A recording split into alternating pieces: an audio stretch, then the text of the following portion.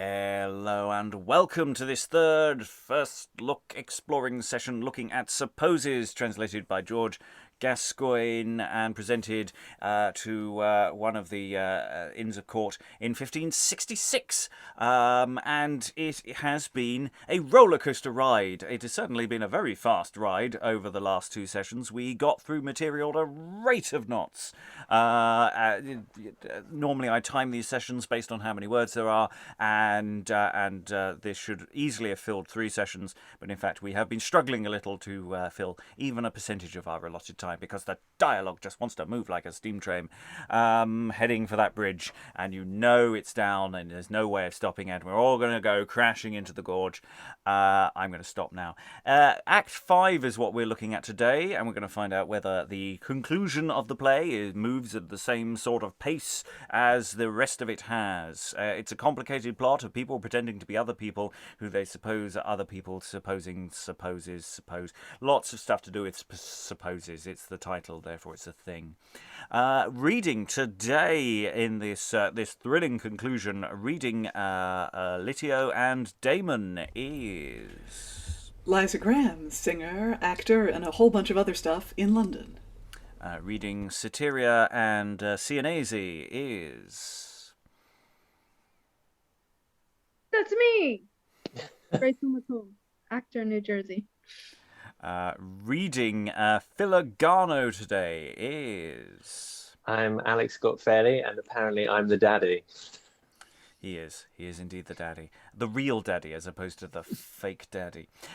Reading Pasiphilo and Nevola today is... Hi, I'm David, researcher and writer on British art in London. And reading Cleander today is... Hi, I'm Eric. Welcome to my darkness. And about 90-something% transferred, therefore maybe slightly slower the internet connection for the next few minutes. Reading Erostrato today is... Hello, Lynsey here in Norfolk with very slow internet. Okay, so the gods of the internet are attacking us today. So we've just moved some things around. So Liza is going to be reading Erostrato for the foreseeable, and hopefully the internet will allow Lynsey to rejoin us later on. So Act 5, Scene 1. Without further ado, the feigned Erostrato. So I should point out that this isn't actually Erostrato. This is the servant of Erostrato who's pretending to be Erostrato. Why the script has decided to put these names this way round, I don't know. It's almost never done in any history of writing scripts. It's just something that George, thank you, George. Thank you so much for that. Anyway, Erostrato.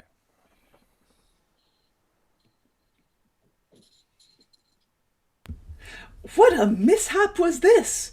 Before I could meet with Erostrato, I light even full in the lap of Philogano, where I was constrained to deny my name, to deny my master, and to feign that I knew him not, to contend with him, and to revile him in such sort that hap what hap can, I can never hap well in favour with him again. Therefore, if I could come to speak with the right Erostrato, I renounce unto him both habit and credit away as fast as I can trudge into some strange country where I may never see Philogano again. Alas, he that of a little child brought me up unto this day, and nourished me as if I had been his own. And indeed, to confess the truth, I have no father to trust unto but him. But look where Pasiphilo comes, the fittest man in the world to go on my message to Erostrato. And so indeed, Pasiphilo enters, and they goes up to him in Act 5, Scene 2. Oh, good news have I heard today already. One that Erostrato prepared a great feast this night, the other that he seeketh for me. And I, to ease him of his travail, lest he should run up and down seeking me, and because no man loveth better than I to have an errand where good cheer is, come in post-haste, even home to his own house. And look where he is. Pasiphilo, thou must do one thing for me if thou love me. If I love you not, who loves you? Command me. Go then a little there to Damon's house, ask for Dulipo, and tell him... What you what? I cannot speak with him. He is in prison. In prison? How came that to pass? Where is he in prison? In a vile dungeon there within his master's house. Canst thou tell wherefore? Be you content to know he is in prison? I have told you too much. If ever you will do anything for me, tell me. I pray you, desire me not. What were you the better if you knew? More than thou thinkest, Pasiphilo, by God. Well, and yet it stands me upon more than you think to keep it secret. Why, Pasiphilo, is this the trust I've always had in you? Are these the fair promises you've always made me? By the mass, I would I had fasted this night with Master Doctor rather than have come hither. Well, Pasiphilo, either tell me, or at few words never think to be welcome in this house from henceforth. Nay, yet I'd rather lease all the gentlemen in this town, but if I tell you anything that displease you, blame nobody but yourself now.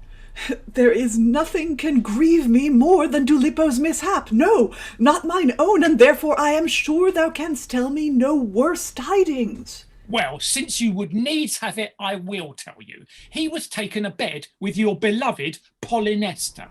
Alas, doth Damon know it? An old trot in the house disclosed it to him, whereupon he took both Dulipo and the nurse, which had been the broker of all this bargain, and clapped them both in a cage, where I think they shall have sour sops too in their sweet meats. Pasiphilo, go thy ways into the kitchen, command the cook to boil and roast what liketh thee best. I make thee supervisor of this supper. By the mass, if you should have studied this 7 night, you could not have appointed me an office to please me better. You shall see what dishes I will devise. And Pasiphilo exits very happy, and Erostrato is left alone. Whew, I was glad to rid him out of the way, lest he should see me burst out of these swelling tears, which hitherto with great pain I have prisoned in my breast, and lest he should hear the echo of my doubled sighs which bounce from the bottom of my heavy heart. Oh, cursed I! Oh, cruel fortune! That so many dispersed griefs as were sufficient to subvert a legion of lovers hast suddenly assembled within my careful carcass to fret this fearful heart in sunder with desperation. Thou that have kept my master all his youth within the realm of Sicilia, reserving the wind and waves in a temperate calm, as it were at his command, now to convey his aged limbs hither neither sooner or later, but even in the worst time may be. If at any time before thou hadst conducted him, this enterprise had been cut off without care in the beginning, and if never so little longer thou hadst lingered his journey, this happy day might then have fully finished our drifts and devices. But alas, thou hast brought him even in the very worst time to plunge us all in the pit of perdition. Neither art thou content to entangle me alone in thy ruinous ropes, aye, but thou must also catch the right Erostrato in thy crooked claws, to reward us both with open shame and rebuke. 2 years hast thou kept secret our subtle supposes, even this day to decipher them with a sorrowful success. What shall I do? Alas, what shift shall I make? It is too late now to imagine any further deceit, for every minute seemeth an hour till I find some succour for the miserable captive Erostrato. Well, since there's no other remedy, I will go to my master Philogano, and to him I will tell the whole truth of this matter, that at the least he may provide in time before his son feel the smart of some sharp revenge and punishment. This is the best, and this will I do. Yet I know that for mine own part I shall do bitter penance for my faults forepast. But such is the goodwill and duty that I bear to Erostrato, as even with the loss of my life I must not stick to adventure anything which may turn to his commodity. But what shall I do? Shall I go seek my master about the town? Or shall I tarry his return hither? If I meet him in the streets, he will cry out upon me. Neither will he hearken to anything that I shall say, till he have gathered all the people wondering about me as it were at an owl. Therefore were I better to abide here. And yet if he tarry long, I will go seek him rather than prolong the time to Erostrato's peril. And we'll just briefly pause there before Pasiphilo is about to come straight back out again.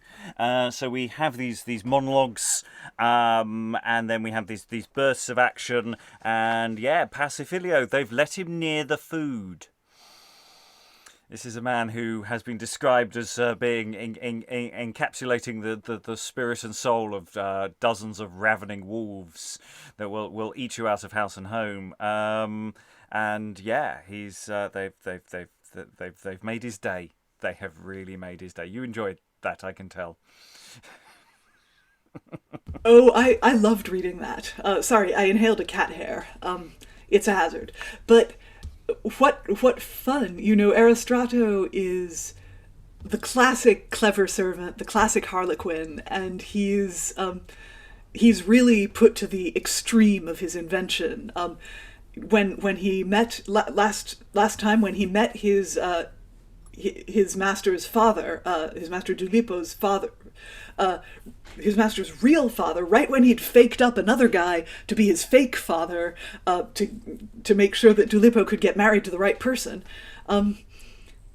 then he was faced with a choice: confess or double down.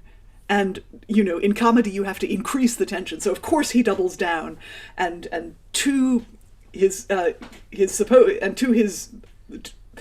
Erostrato's real father's face, the fake Erostrato just denounces him and calls him crazy and says, "I'm the real Erostrato," and now he's feeling kind of guilty about that. We did nearly get the real daddy killed, so beaten, there was some beaten violence. severely. Yeah, Stoned, wasn't it? Or what was it? yeah, it was threatened with the whacking grape, pestle and things, wasn't it, or something like that?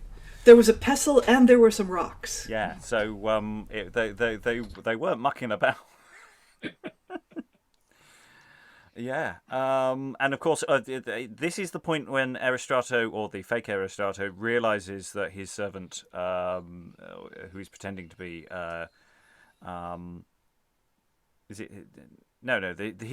his master has been locked away and is in prison. So he's that's not good. That's not good. There's people being imprisoned in houses as well. So it's which I don't think Erostrato or the fake Erostrato knew until now. So he's been given new information to add to his despair.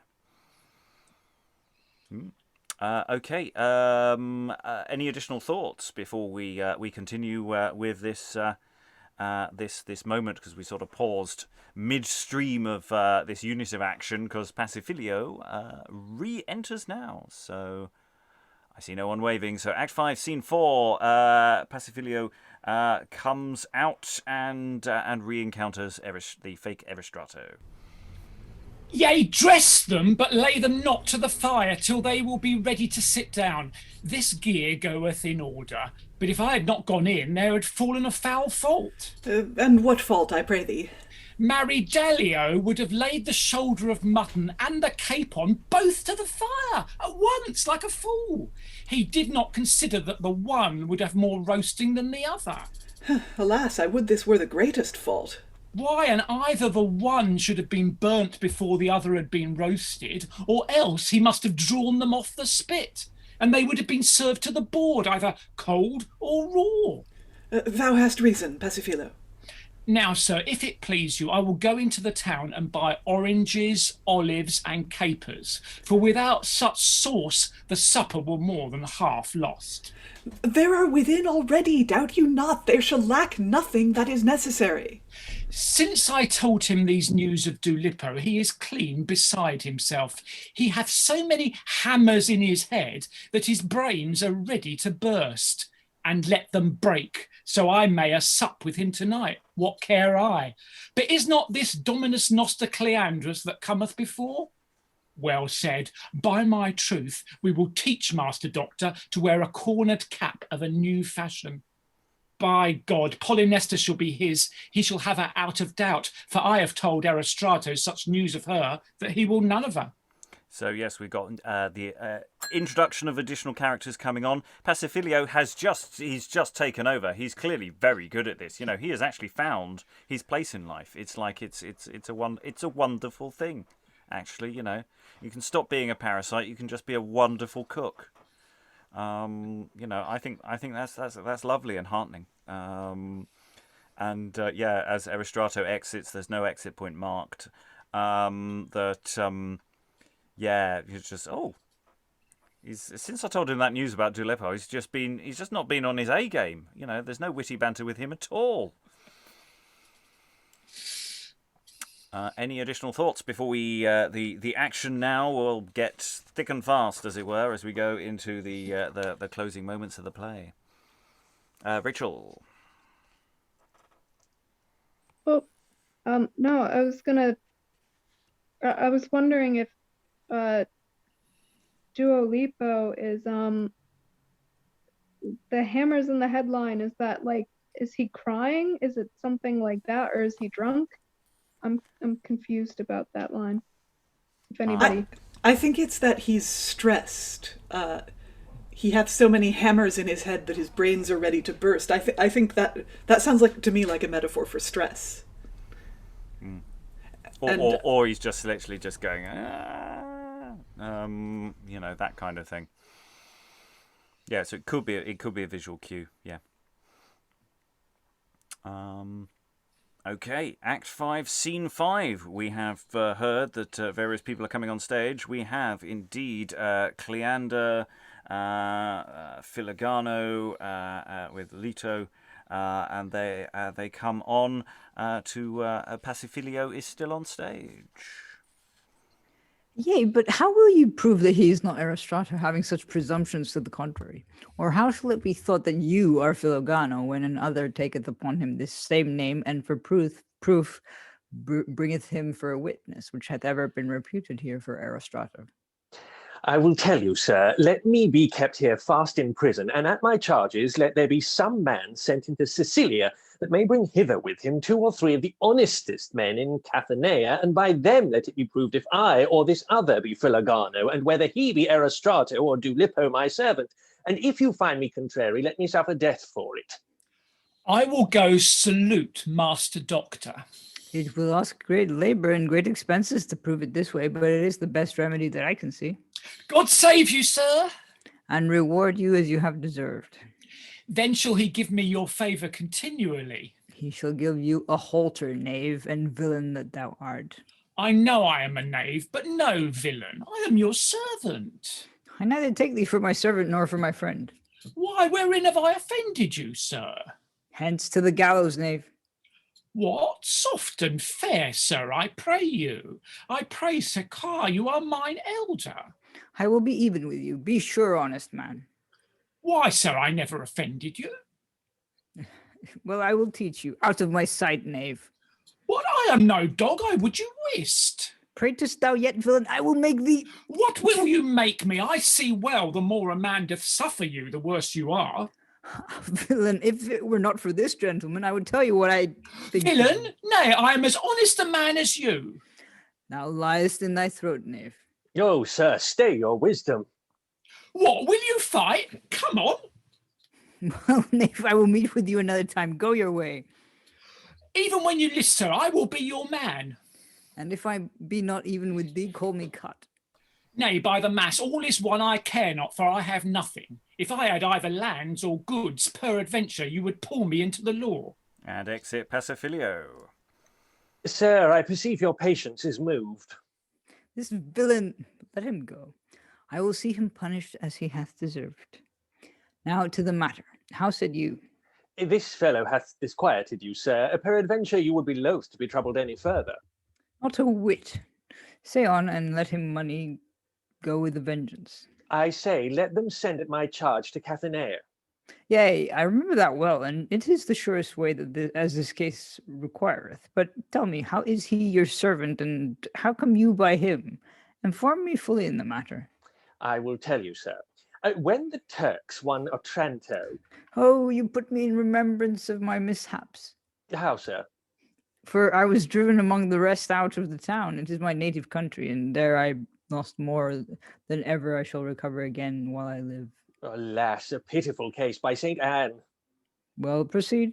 Well, at that time, as I said, there were certain of our country that scoured those coasts upon the seas with a good bark, well appointed for the purpose, and had espial of a Turkey vessel that came laden from thence with great abundance of riches. And peradventure, most of mine. So they boarded them, and in the end overcame them, and brought the goods to Palermo, from whence they came, and amongst other things that they had was this villain, my servant, a boy at that time, I think not past 5 years old. Alas, I lost one of that same age there. And I, being there, and liking the child's favour well, proffered them 24 ducats for him, and had him. What, was the child a Turk, or had the Turks brought him from Otranto? They said he was a child of Otranto, but what is that to the matter? At once 24 ducats he cost me, that I wot well. Alas, I speak it not for that, sir. I would it were he whom I mean. Why, whom mean you, sir? Beware, sir, be not too lavish. Was his name Dulipo then, or had he not another name? Beware what you say, sir. What the devil hast thou to do? Dulipo? No, sir, his name was Carino. Yea, well said. Tell all, and more too. Do. Oh, Lord, if it be as I think, how happy were I, and why did you change his name then? We called him Dulipo by course when he cried, as children do sometimes, he would always cry on that name. Dulipo. Well then, I see well it is my only child whom I lost when I lost my country. He was named Carino after his grandfather, and this Dulipo, whom he always remembered in his lamenting, was his foster father that nourished him and brought him up. Sir, have I not told you enough of the falsehood of Ferrara? This gentleman will not only pick your purse, but beguile you of your servant also, and make you believe he's his son. Well, good fellow, I have not used to lie. Sir, no, but everything hath a beginning. Fie, Philogano, have you not the least suspect that may be of me?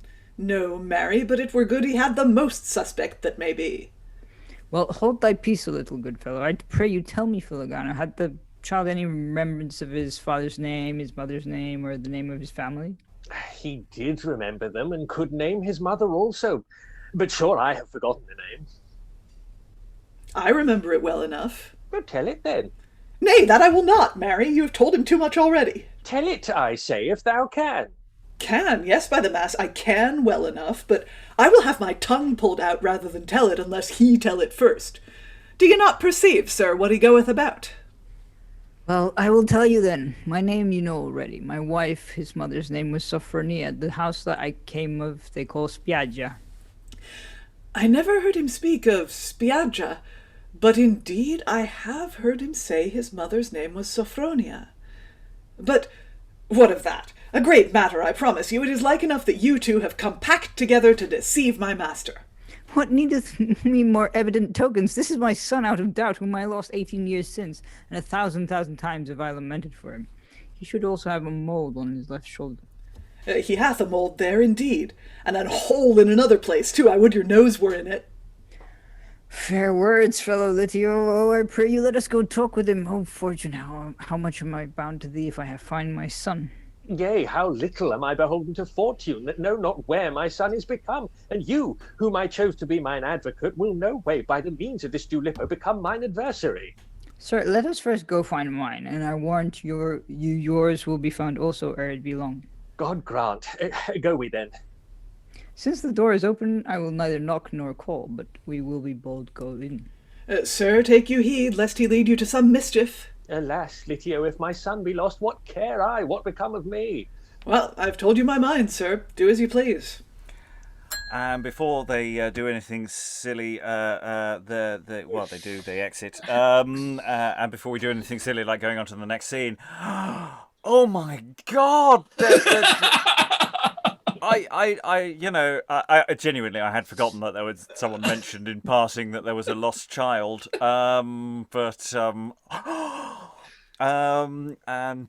Yeah, absolutely, and some really nice lines. I like Litio just going, "Hang on, this is a con," and some really nice the whole thing about the mole is a very nice. Very nice rude word, rude element there that I quite like there, which is indeed. I like rude things. because I'm that kind of guy. David. Just to say, I mean, Litio is such a brilliantly drawn character. I mean, yesterday he was the one that I think finally knocked on the door properly. We weren't sure yesterday whether he was stupid or clever, but he's really quite clearly clever and very loyal to his master as well. So. Yeah, he's not inventive clever like Erostrato, but he knows a great deal about the world, and he's cynical as hell. Yeah, he doesn't trust anyone, does he? He's going, hang on, this doesn't seem plausible. No, this coincidence like this would never happen in real life. A lot of dodgy bastards out there who steal your servants by pretending they're your children. Yeah. And so, I mean, didn't see that coming at all. To be fair, I didn't see it coming in precisely this fashion, but Eric. I love the Litio's line, like the last line of the scene is like, well, I have told you my mind's do as you please. Basically, it's your funeral. If you go in and you get like conned again, it's your fault. And it's again the relative simplicity of how this dialogue works is that again that it feels very natural, these witticisms. It's not like people trying to be overtly witty and clever. They're just being witty but they're using very very day-to-day speech, and it's just really really nice. Any other thoughts? Okay. Well, Rachael called out the excellent joke about I wish you would put your nose in his butt. Yeah, we've been waiting for some proper anal humor, and we finally got it turning up in Act 5. This kind of humor delights me because it's timeless. It was funny in 1560 whatever, and it's funny now. Yeah. Okay, let's go on. So they've exited. We now have the entrance of Damon, the thoroughly miserable dude. He was a right one, wasn't he? Earlier, am I making that up? Didn't he go off on one and a massive tirade to the audience, as I recall when we first met him? About fatherhood. He was very very sad that his daughter had been doing the naughty with a naughty dude, and he was the one that stuck poor Dulipa, who's really Erostrato, in prison. Yeah, because this is the problem with being a father. You have to do everything. You pay for everything. You do all the things. All children have to do is just obey you. They've only got one job, children. And his not doing what they're told. So enter Damon and Psiteria. Come hither, you old callet, you tailing huswife. The devil cut out your tongue. Tell me, how could Pasiphilo know of this gear but by you? Sir, he never knew it of me. He was the first that told me of it. Thou liest, old drab. But I advise you, tell me the truth, or I will make those old bones rattle in your skin. Sir, if you find me contrary, kill me. Why, where should he talk with thee? He talked with me of it here in the street. What did you hear?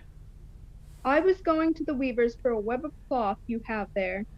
And what cause could Pasiphilo have to talk of it unless thou began the matter first? Nay, he began with me, sir, reviling me because I told you of it. I asked him how he knew of it, and he said he was in the stable when you examined me erewhile. Alas, alas, what shall I do then? In a doors, old whore, I will pluck out that tongue of thine by the roots one day. Alas, it grieveth me more that Pasiphilo knoweth it than all the rest.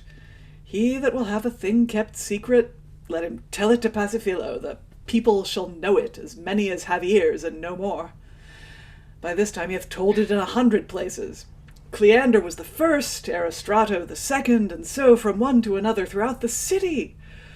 Alas, what dower, what marriage shall I now prepare for my daughter? Oh, poor dolorous Damon, more miserable than misery itself. Would God it were true that Polynesta told me erewhile, that he who suppose hath deflowered her is of no servile estate, as hitherto he hath been supposed in my service, but that he is a gentleman, born of a good parentage in Sicilia. Alas, small riches should content me if he be but of an honest family.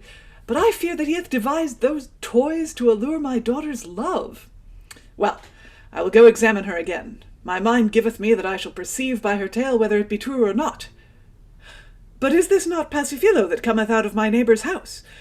What the devil aileth him to leap and laugh so like a fool in the highway? So enter Pasiphilo laughing, etc. To this scene as we go into Act 5, Scene 7. Oh, God, that I might find Damon at home. What the devil would he with me? That I may be the first that shall bring him these news. What will he tell me in the name of God? Oh, Lord, how happy am I! Look where he is. What news, Pasiphilo, that thou art so merry? Sir, I am merry to make you glad. I bring you joyful news. Oh, that I have need of, Pasiphilo. I know, sir, that you are a sorrowful man for this mishap that hath chanced in your house. Peradventure you thought I had not known of it. But let it pass. Pluck up your spirits and rejoice, for he that hath done you this injury is so well born and hath so rich parents that you may be glad to make him your son-in-law. How knowest thou? His father, Philogano, one of the worthiest men in all Catania, is now come to the city, and is here in your neighbour's house. What, in Erostrato's house? Nay, in Dulipo's house, for where you have always supposed this gentleman to be Erostrato, it is not so. But your servant, whom you have imprisoned hitherto, supposed to be Dulipo, he is indeed Erostrato, and that other is Dulipo. And thus they have always, ever since their first arrival in this city, exchanged names, to the end that Erostrato the master, under the name of Dulipo a servant, might be entertained in your house, and so win the love of your daughter. Huh. Well then, I perceive it is even as Polynesta told me. Why, did she tell you so? Yea, but I thought it but a tale. Well, it is a true tale. And here they will be with you by and by, both Philogano, this worthy man, and Master Dr. Cleander. Cleander? What to do?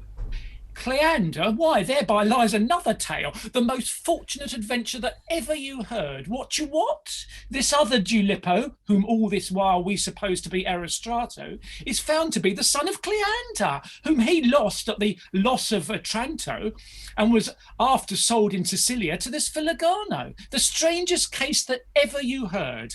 A man might make a comedy of it. They will come even straight and tell you the whole circumstance of it themselves. Nay, I will first go hear the story of this Dulipo, be it Dulipo or Erostrato that I have here within, before I speak with Philogano.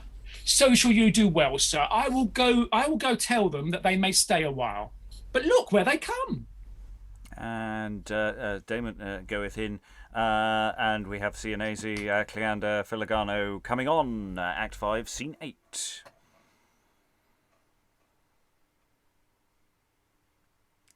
Sienese. You are muted at present. Functioning, sorry. Sir, you shall not need to excuse the matter any further, since I have received no greater injury than by words. Let them pass like wind. I take them well in worth, and am rather well pleased than offended. For it shall both be a good warning to me another time how to trust every man at the first sight. Yea, and I shall have good game hereafter to tell this pleasant story another day in mine own country. Gentlemen, you have reason, and be you sure that as many as hear it will take great pleasure in it. And you, Philogano, may think that God in heaven above hath ordained your coming hither at this present, to the end I might recover my lost son, whom by no other means I could ever have found out. Surely, sir, I think no less, for I think that not so much as a leaf falleth from the tree without the ordinance of God. But let us go seek Damon, for me thinketh every day a year, every hour a day, and every minute too much, till I see my Erostrato. I cannot blame you. Go we then. Carino, take you that gentleman home in the meantime. The fewer the better to be present at such affairs. And Pasiphilo, stay if they're going in. Master Doctor, will you not show me this favour to tell me the cause of your displeasure? Gentle Pasiphilo, this I must needs confess I have done thee wrong, and I have believed tales of thee which indeed I find now contrary. I am glad then that it proceeded rather of ignorance than of malice. Yea, believe me, Pasiphilo. Oh, sir, but yet you should not have given me such foul words. Well, content thyself, Pasiphilo. I am thy friend, as I have always been. For proof whereof comes up with me tonight, and from day to day this 7 nights that might be thou my guest. But behold, here cometh Damon out of his house. Here they come all together. Yes, and here they come all together is a stage direction, for indeed here everybody comes together for the final scene of the play, and we have finally Lynsey is able to join us to read her one line as Erostrato. Hopefully technical abilities will allow that to happen as the internet settles down. Act 5, Scene 10, everybody's on stage. We are come unto you, sir, to turn your sorrow into joy and gladness. The sorrow we mean that of force you have sustained since this mishap of late fallen in your house. But be you of good comfort, sir, and assure yourself that this young man which youthfully and not maliciously hath committed this amorous offence is very well able, with consent of this worthy man his father, to make you sufficient amends, being born in Cathania of Sicilia, of a noble house no way inferior unto you, and of wealth, by the report of such as know it, far exceeding yours. And I here in proper person do present unto you, sir, not only my assured friendship and brotherhood, but do earnestly desire you to accept my poor child, though unworthy, as your son-in-law. And for recompense of the injury he hath done you, I proffer my whole lands in dower to your daughter, yea, and more would, if more I might. And I, sir, who have hitherto so earnestly desired your daughter in marriage, do now willingly yield up and quit claim to this, as young man who, both for his years and for the love he beareth her, is most meetest to be her husband. For where I was desirous of a wife by whom I might have issue to leave that little which God hath sent me, now I have little need that, thanks be to God, have found my dearly beloved son, whom I lost of a child at the siege of Otranto. Worthy gentlemen, your friendship, your alliance, and the nobility of your birth are such as I have much more cause to desire them of you than you to request of me that which is already granted. Therefore I gladly and willingly receive the same, and think myself most happy now of all my life past, that I have gotten so toward a son-in-law to myself, and so worthy a father-in-law to my daughter. Yea, and much the greater is my contentation, since this worthy gentleman, Master Cleander, doth hold himself satisfied. And now, behold your son. Oh, father! Behold the natural love of the child to the father. For inward joy he cannot pronounce one word, instead whereof he sendeth sobs and tears to tell the effect of his inward intention. But why do you abide here abroad? Will it please you to go into the house, sir? Pasiphilo hath said well. Will it please you to go in, sir? And enter Nevola. Here I have brought you, sir, both fetters and bolts. Away with them now. Yeah, but what shall I do with them? Marry, I will tell thee, Nevola. To make a right end of our supposes, lay one of those bolts in the fire, and make thee a suppository, as long as mine arm. God save the sample. Nobles and gentlemen, if you suppose that our supposers have given you sufficient cause of delight, show some token, whereby we may suppose you are content. And applause is demanded in Latin. Well done for getting through that. I think we should say about Nevola here is Nevola was sent off ages ago to get some chains and some fetters, and at the very last minute has come on and is then asked to for these chains to be turned into a suppository. I was wondering if there would be a suppository joke, and I was not disappointed. God bless this playwright.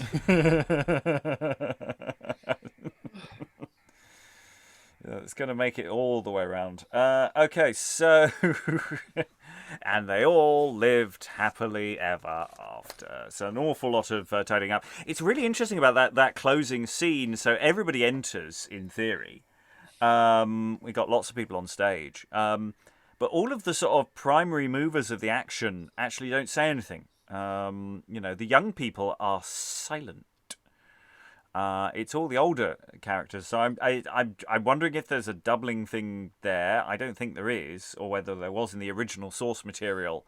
Intercourt plays, I don't think have the same question of doubling as other dramas sometimes have.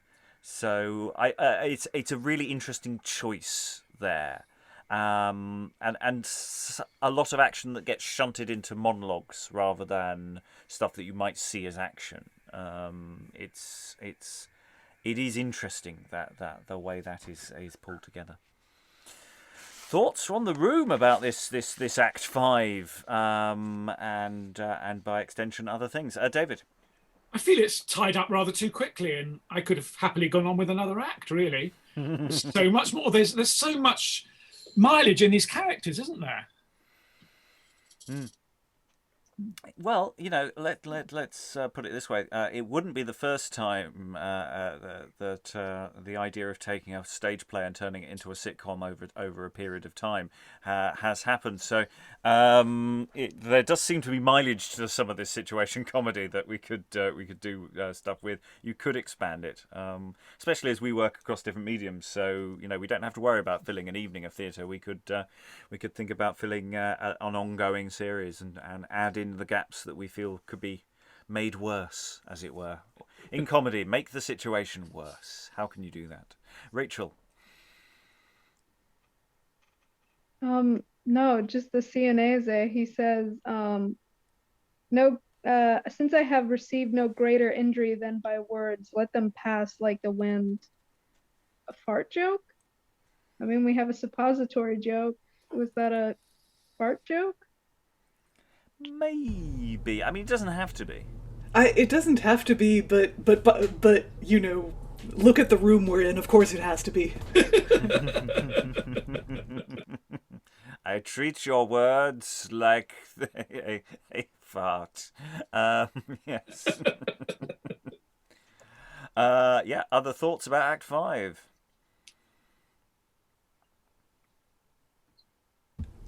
I like how we escape more or less consequence free. I mean, after Rachael said that, I was looking at the Sienese's speech. He's not in the least angry that he was deceived and made to impersonate someone, and nobody comes to arrest him for breaking the law. And everyone's happy. I do wish that Polynesta appeared and spoke. I realize she's probably doubling someone or other, but it would be nice to have Polynesta or the nurse who was also in prison. It'd be nice to have, or even Psiteria. It would be nice to have any of the ladies speaking. Well, it's also just straightforwardly, I'd like the love interest to come on and be there. I mean, it does feel like that's the heart of the story, is that they want to get together in a this way. You end the show with a walk down and a wedding. That's what you do for the. So it does feel very weird. Yeah, Polynesta had this great scene at the beginning of the play and is never heard of again, except in dialogue, referred to in passing. Eric, then Rachael. Well, she is like in the stage directions, but I don't know. Like it just says that Cleander, Philogano, Damon, Erostrato, Pasiphilo, Polynesta come on, and it's like, well, yeah, that feels a bit like a cop out. It's like she's there, but yeah, she's on stage, but she's not with the person that she should be with, because he's not on stage. So it's not even they could do some interesting action. That you could dumb show some stuff. It's weird. It is very weird. Rachael.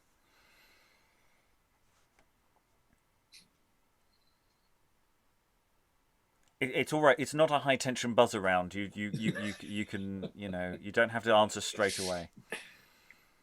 No, I was just about to say something about that, and then it ran away. No, I was gonna say I don't know, David saying that this could go on longer, and how all these people don't have these lines. Maybe it was something that you have a time constraint on, but I don't know the original format of the performance or whatever, but if they have a time constraint and then they have to be off, maybe this is just the end and everybody's comes on, and there's there he is holding her hand or something and they're getting their father's permission, and the nurse is there, and then they all just bow and run off. What my impression of revels at the Inns of Court is, time is not an issue. I genuinely don't know in detail, but from the few things I've read about the general rioting that is available at such events, that it's not time is not an issue. But I don't know about doubling, whether there's a doubling issue or something, or maybe it's a space issue. Maybe they just don't have room on stage for that many actors. We've speculated about that before, that there's a finite stage space available. If you know out there, let us know. David? Well, nothing will compare with, was it Common Conditions, where the epilogue comes on and just says, we've run out of time? Yeah, we've hit the curfew. We're just going to stop it there, just as horrible murders are about to be done. Oh, you're dying. Oh, sorry, no more time. Okay, final thoughts about the play overall. I think generally it's relatively short. It's a thumbs up from everyone on the whole. But you may have changed your mind, and maybe there's some tweaks of thoughts that might be added. Eric, do you have any final thoughts about Supposes? I was just scratching my head. No, I mean, by the time you scratch your head, it goes past. It's such a fast play.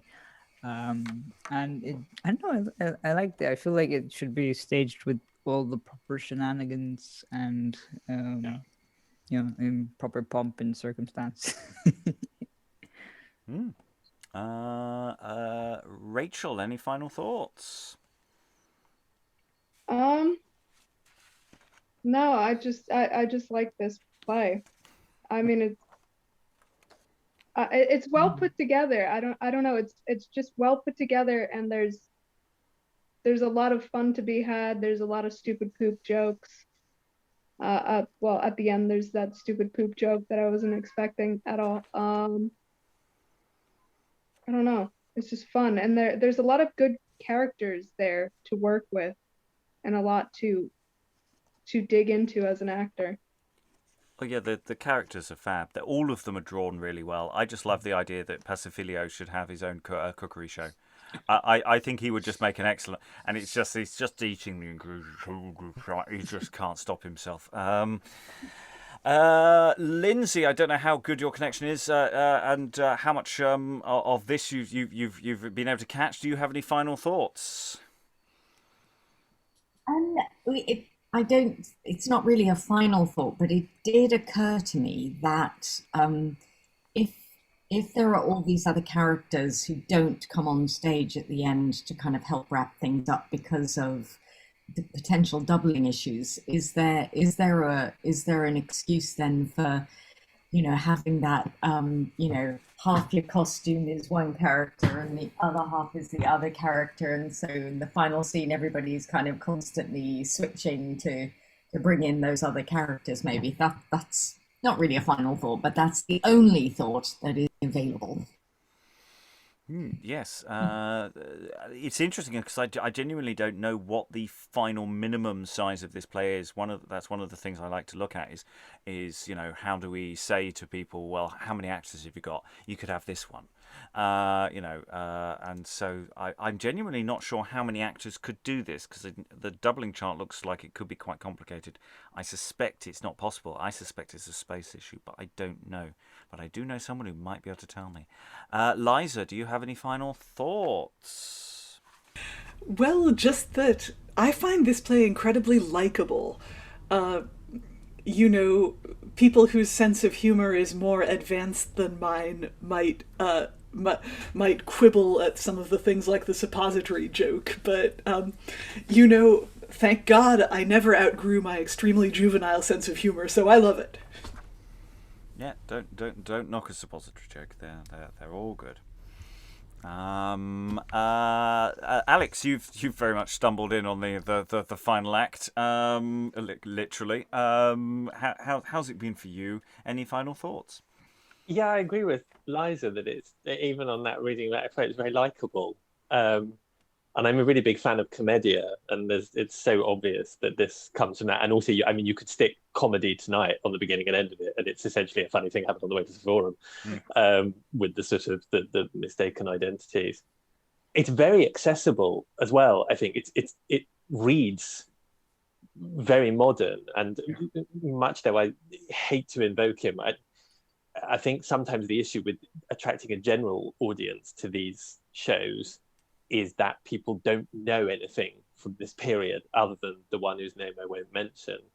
But I think because of how accessible this is, if there is any way you could shove it in a kind of repertory that had a Marlowe and a thing by the man that everybody knows, it would kind of make people go, oh, actually, other people were writing funny, accessible things at this point. I want to go away and watch more stuff from this period because it's so similar to the source material of the boys from Syracuse. I'm really you're just playing with fire here, right? You're just playing with fire. I mentioned Rogers and Hart. I didn't mention anyone else. But I agree with I agree with Eric as well that I think I think it almost suffers on just the reading because I think it's probably such a visual play as well, and that actually you need all that commedia stuff in there. And actually, I think there's probably mileage to be had rather than having to interpolate text.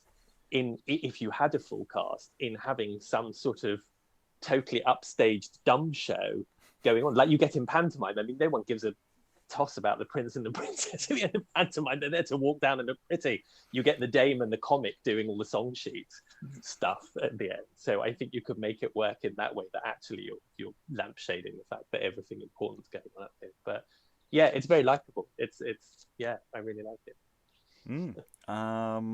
David, any final thoughts? I have a great recipe for a sauce with oranges, olives, and capers. I agree with everything everybody else has said. I've loved this play, and I want to see it staged.